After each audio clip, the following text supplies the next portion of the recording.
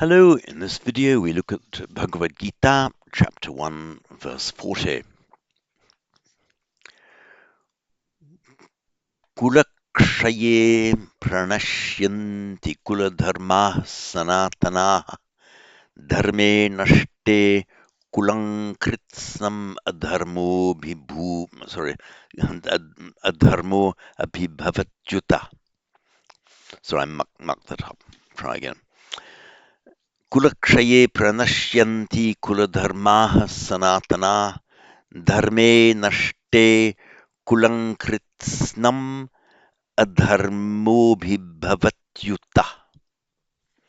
I'll read it again now with the text up.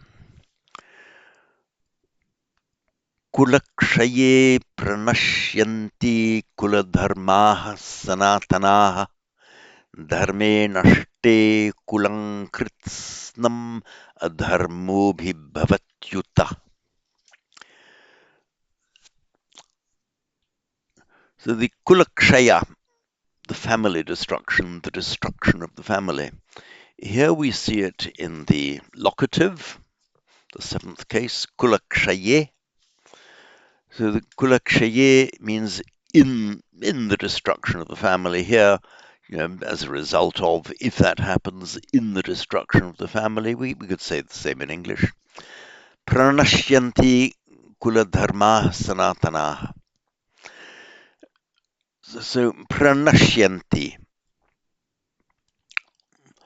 The pra, it means they perish. The pra here has more, it doesn't really add to the actual semantic meaning of the word nashyanti. It's more of an intensive. So pranashyanti, they get utterly destroyed. They get wiped out. It's from the root nash,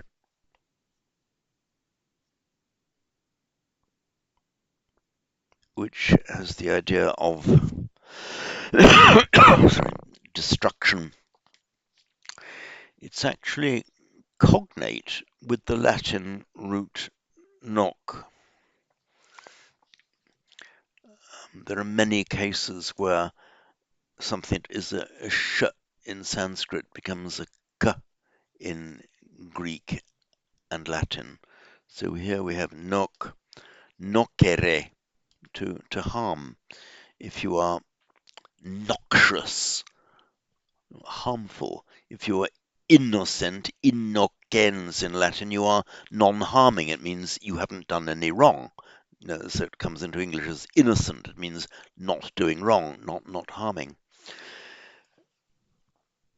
It's a class 6 verb, so nashyati, to perish. And with pranashyati, as I just said, that makes it just intensive. So pranashyanti kula dharma, the family dharmas perish, are destroyed.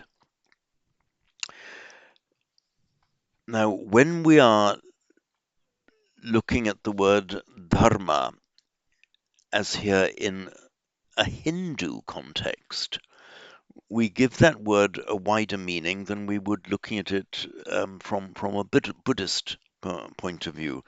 So the kula dharma, the dharma here has nothing to do with it. The Buddha dharma, for example, the teaching of the Buddha. Here it's the entire deeply laid down mode of life, mode of behavior. If you are born into a particular family, into a particular caste, then your modes of behavior, your taboos, what you can and can't do, the kind of life, how you earn your living, how you conduct your life, all of this is your dharma.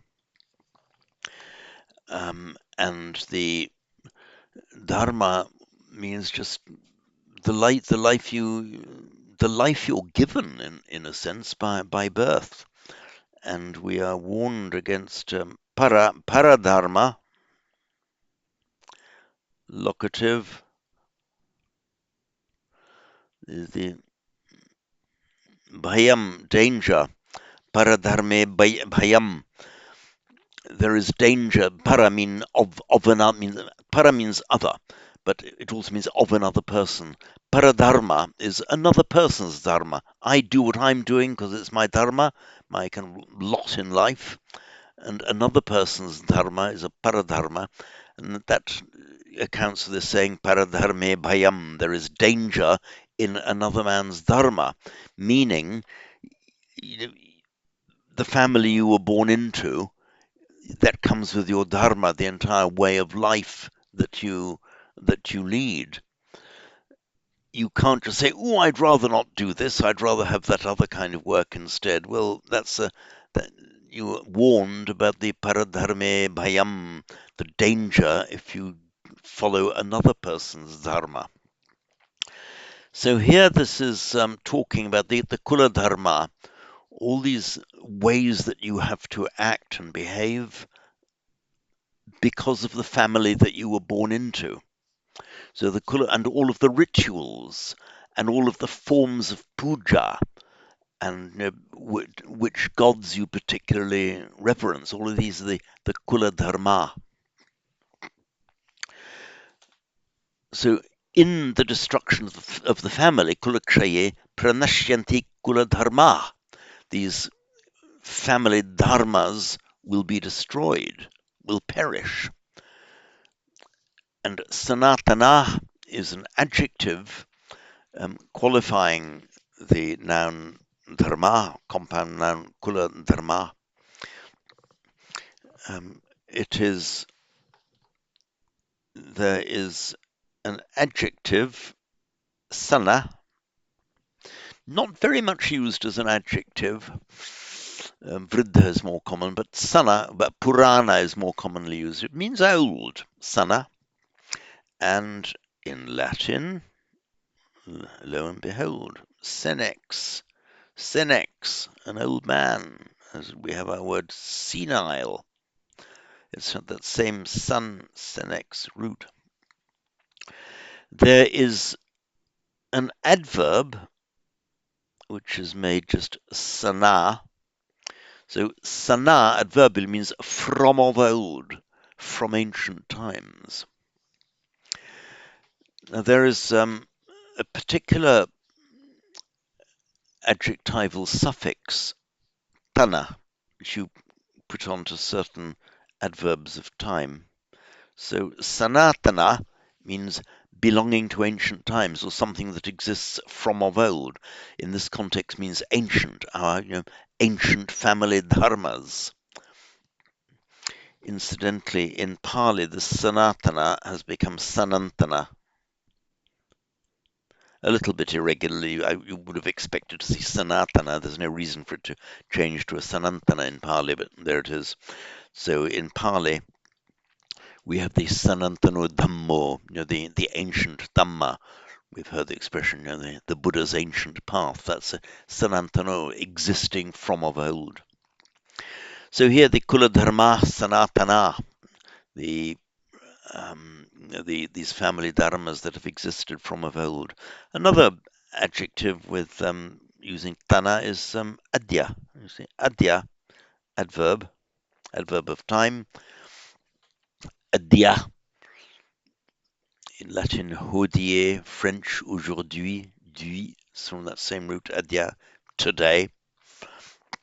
And adyatana means of today, up to date. So adyatana, sanatana, adyatana.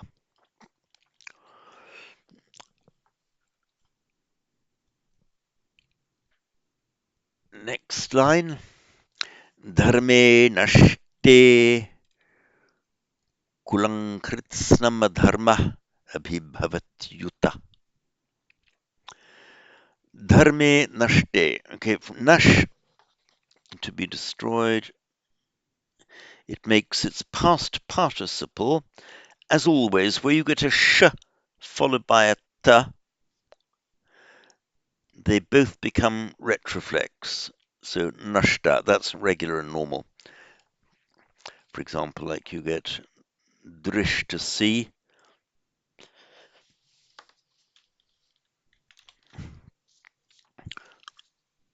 and seen is drishta. And the same, of course, with the ending ti, where you make a verbal noun, drishti.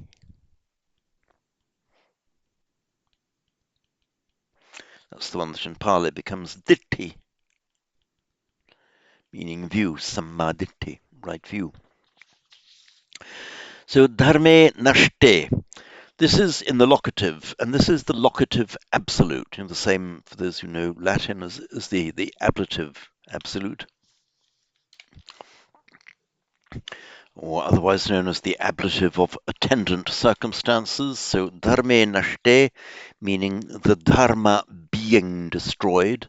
As we said in English, things being so, that being the case. Here, dharme nashte, the dharma being destroyed. Another way to put it is when the dharma is destroyed, or the dharma being destroyed. Kulankritsam adharmo bhavatyuta. So, adharma, everything that's the opposite of dharma, chaos, lawlessness, the forgetting of your rights, ignoring your ancestors, ignoring your religious, everything, your dharma, adharma, everything that's the opposite of that. So adharma, this irreligiosity, or which is much wider, of course, in Hinduism than mere irreligiosity. So adharma, abhibhavati, overcomes, overpowers. Abhi, cognate with the Greek epi, above or over. Abhibhavati, to be over. In English, we say to overpower or to overcome. In Sanskrit, it's to overbe. In other words, it overpowers, overcomes them, smothers them.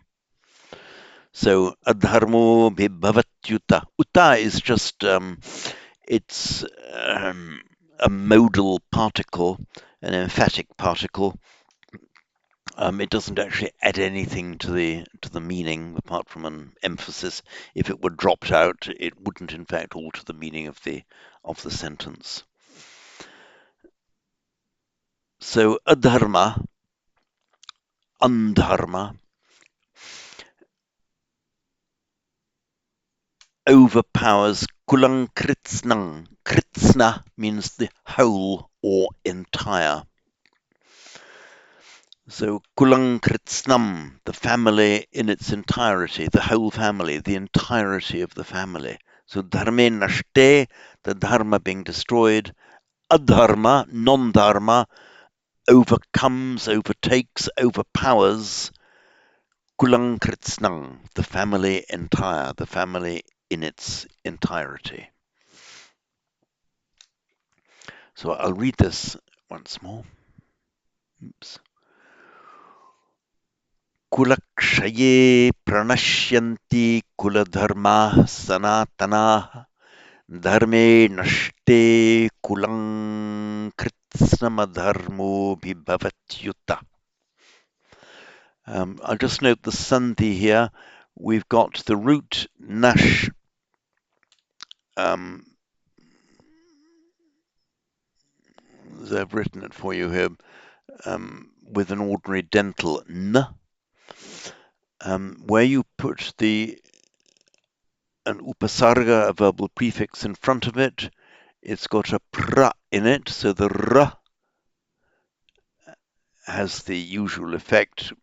The n following, it makes it retroflex. That accounts for the retroflex n. So kulakshaye pranashyanti. And once more before we end this video, kulakshaye pranashyanti kuladharmah sanatanaha dharme nashte kulang kritsman. Sorry, do that again. Dharme nashte kulang kritsnam adharmo bhavatyuta. And that's the end of this video.